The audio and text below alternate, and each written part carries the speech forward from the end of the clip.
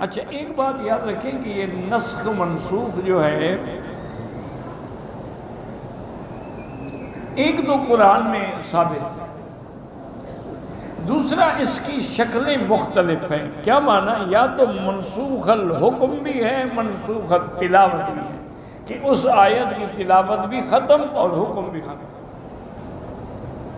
کبھی یہ ہوتا ہے کہ منسوخ الحکم تو ہے لیکن منسوخ التلاوت نہیں ہے، تلاوت ہو رہی ہے لیکن حکم ختم ہو گیا۔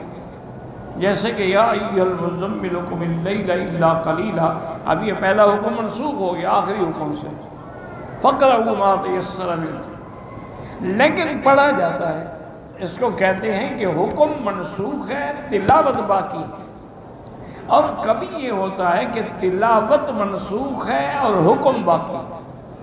یاد رکھیں کہ تلاوت تو نہیں ہوتی لیکن حکم موجود ہے، جیسے کہ آیت تھی الشیخ والشیخۃ اذا زنیا فرجموہما البتہ نکالا من اللہ، جب کوئی شادی شدہ آدمی زنا کرے تو اس کو رجم کیا جائے۔ اب یہ حکم موجود ہے لیکن آیت منسوخ التلاوت ہے۔